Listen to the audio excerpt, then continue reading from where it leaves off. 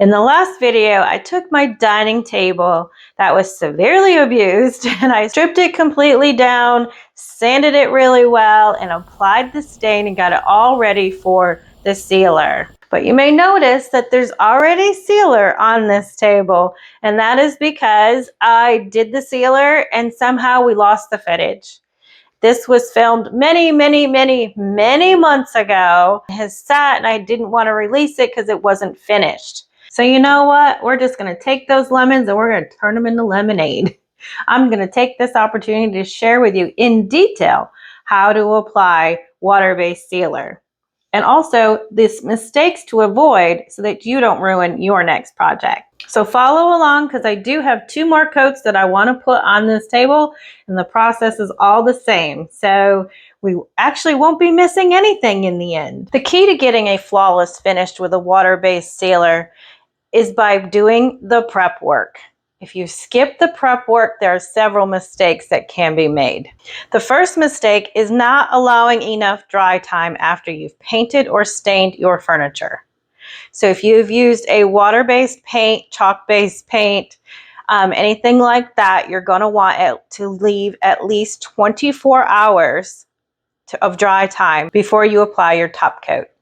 If you've stained with an oil-based stain, you want to leave 42, I really recommend 72 plus hours of dry time before you apply a water-based sealer. Sometimes you get your piece all sealed and there's still all kinds of texture instead of it being a nice smooth finish. And that is there's several reasons, but one of them is, like I said, in that prep work, making sure you sand your piece first. After you've painted or after you've stained your furniture, what happens is it opens up the pores and the fibers of the wood will sometimes come up. So there might be slight little, almost hair-like fibers that you can't necessarily see with the eye, but once you put the sealer on, it highlights them. So the key to that is what I like to do is using a 220 grit sandpaper sponge. And I like this sponge because it's easier to get a lighter touch. And what I do is I put it down on the surface and I'm just going to lightly go across the top. I'm just knocking down all of those little fibers. After you've sanded your piece, the next thing you want to do is wipe it down with a microfiber cloth. I find this to be the best way to remove all your dust and particles in between sanding. I will mist it slightly with a misting bottle just to dampen it a little bit and then wipe it down and find a clean area and wipe it down again.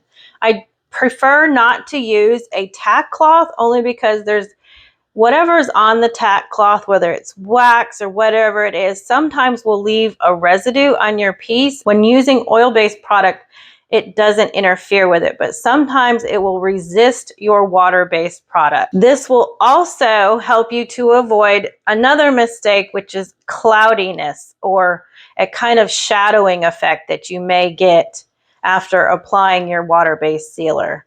What happens is that dust was kind of sitting on the surface that you didn't get all off, and it will, combine with the sealer and cause that milkiness. That'll be one of the reasons why. Anyways, I'll tell you another one in just a minute. There are several ways to apply a water-based sealer, and I'm going to go through each one of those that I have used and some of the mistakes that can be made when using them. So first I'm going to start with a brush. This is Zebra's sealing brush, and it is specifically designed for you to apply sealer with. But what I find with a brush is I have a tendency to overwork it. When you're working with a water-based sealer, it dries really fast. So if you're going back and forth too much, it'll cause it to kind of gum up and give you some more texture, that your unwanted texture.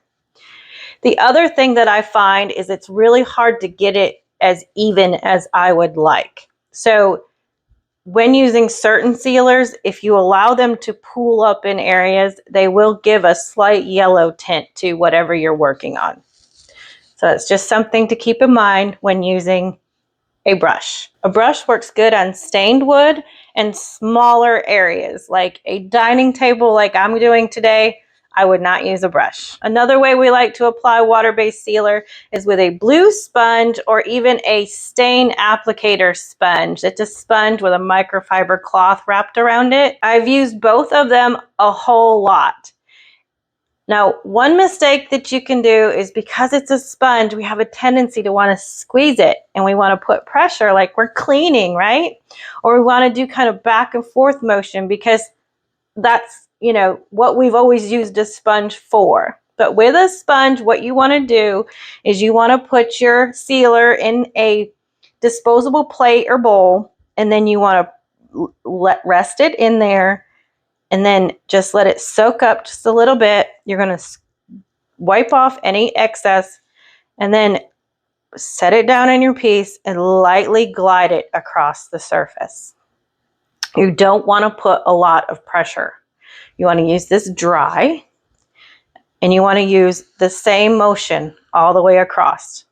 You want to use long strokes. So if it's a dining table, you want to start at one end and go all the way to the other end and then work your way across the table. So like I said, if you squeeze or put too much pressure, that pulls up in certain areas, it gives you streaks. Also, don't overwork it. Again, it's water-based, so it dries a lot quicker than, say, an oil-based product. So you don't have a whole lot of work time. Another great way to apply sealer is with a roller. This really helps to avoid streakiness, especially on the dark colors. So your black and your super dark navy can be a little problematic when you go to apply your sealer. They'll want to, it shows every little imperfection. Like it highlights every little imperfection, but it also has a tendency to want to streak or get cloudy. So applying with a roller can help immensely. And there's two different types of roller covers that I like to use, and both work pretty well, but one kind of edges over the other now that I've gotten used to how to use it. I've always used these just plain foam rollers, but make sure you get the one that's meant for cabinet indoors, because that's going to be the densest and give you the smoothest finish when you put it on. It's going to give you less air bubbles that way. But what I find with this type of roller is that when I apply it and I roll it into my rolling pan and I go to put it on my piece, it has a tendency to want to slide across the piece, and then you got to work that out. Like I've said several times, you don't want to overwork your water-based sealer. Then you would have an uneven surface, and that's not what we want. Also, again, we don't want to use a lot of product, and we don't want to overwork the product. We want to use nice long motions, and we don't want to, sometimes it'll leave a ridge on the sides. We don't want that either. You got to lessen up your pressure if you're getting ridges on the sides.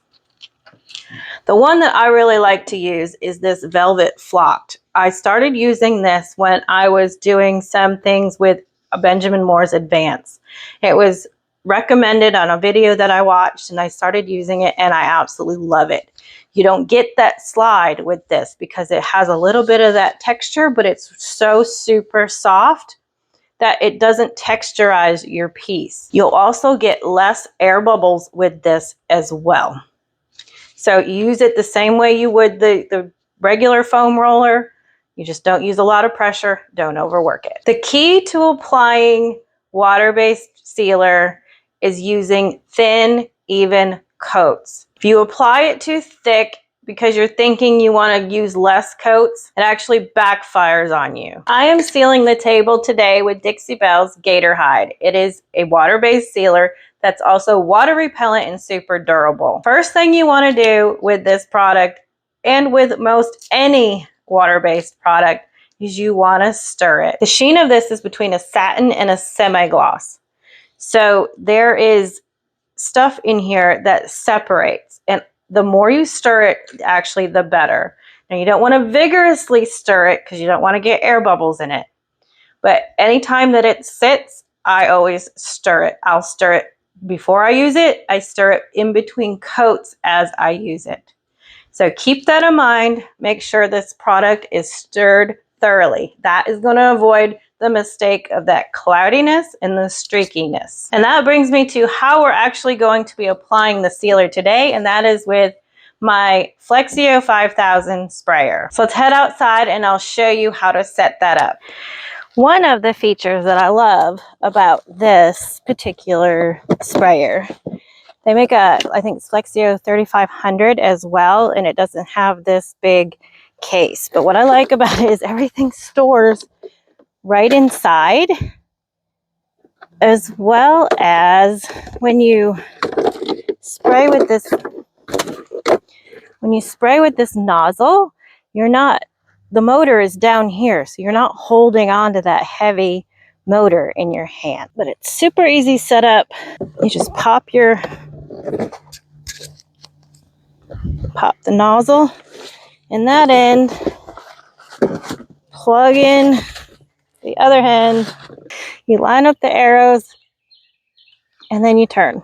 And now you're ready to go. Now we do a test pattern before we get on here. I have a detailed video on how to use a sprayer. I'll put it in the link in the description, as well as the link to this actual sprayer from Amazon. I do get a small commission, so if you're interested, go ahead and just click that link and go ahead and pick one up for yourself. They come in so handy for so many projects around the house. The mistake I made when first using the sprayer, when I didn't exactly understand how to use the control or how to use different products in that particular sprayer, first mistake, I didn't thin this out. I thin this out about 1% and then stir it thoroughly. And the reason being is that it thins it just to the right amount that I have found works fabulous through my sprayer.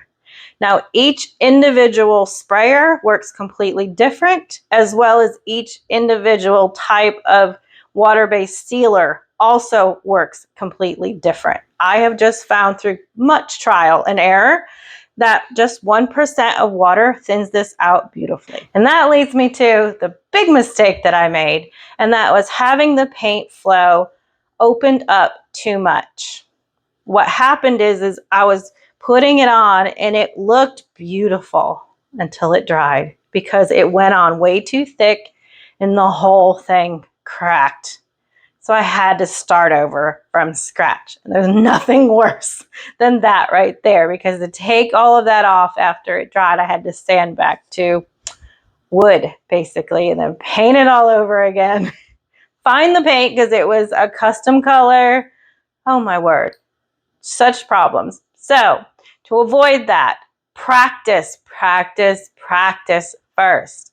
Get a piece of scrap lumber or a cardboard box or several different things and test different paint flows and different air flows with each one until you get it just right. On the other end of the spectrum, you can set your paint flow too slow or too low. And what happens is it's getting atomized out of there so quickly that it's almost drying before it hits your piece, or it's drying instantly as it hits your piece. So what happens then is you get a nice fine thin coat. Like I said, thin even coats is the key, but it'll leave a texture across your piece because it's actually drying way too fast and doesn't allow itself to level out. Another mistake that is made, at least this is my preference, the suggestion is that you want to sand in between coats of sealer. It allows the consecutive coats in between coats to bond a lot better when you sand in between. It also gives you a really lustrous finish in the end. But my preference is I sand that first time after the stain has dried. I apply 2 thin coats, let those dry overnight. I apply 2 thin coats, and then I sand. I like to have a little buildup of sealer first before I sand so that I'm not sanding through to the raw wood again. The last thing you want to do is break through any of that top coat, because then you'll get unevenness and it's really hard to fix. This last tip could apply indoors or outdoors. So when I'm using my sprayer, I have to take mine outdoors. I don't have a garage and I don't have a workshop. So I usually like to set up my Wagner tent or some other type of tent covering so that things from the trees don't fall into my piece. So if you're inside, animal pet hair is terrible. Just make sure your area is nice and clean so that things don't fall into your sealer. The other thing that happens is making sure that your temperature is correct. If it's too cold, it's not going to dry properly. If it's too hot, it's going to dry way too fast. So make sure you're at a mild temperature. In the summer, it makes it really difficult here in North Florida because our humidity levels are so high. So I try to either do super early morning or way later in the evening after the sun is not, beating down at its peak. I also try to find a shady spot because what happens is the sun beats down on your piece, it heats it up. So by the time, especially if you're spraying, by the time you spray that sealer on, it's drying almost instantly and not allowing time to level out. All right, let's recap while I show you the finished dining table. We're going to work on them chairs a little later. The two key factors you want to remember when using water-based sealer is to make sure you do your proper prep work, but also keep thin, even coats. I can't say that enough. And it gives you this beautiful, flawless finish. If you follow these steps, you'll be great every time. You're going to sand slightly before you apply the first coat, and then you're going to apply 2 coats and let those dry overnight. Then you'll come back with 220 grit sandpaper, do another sanding, and sanding between every remaining coat. You want to make sure you allow 1 hour dry time before sanding and apply at least 3 to 4 coats.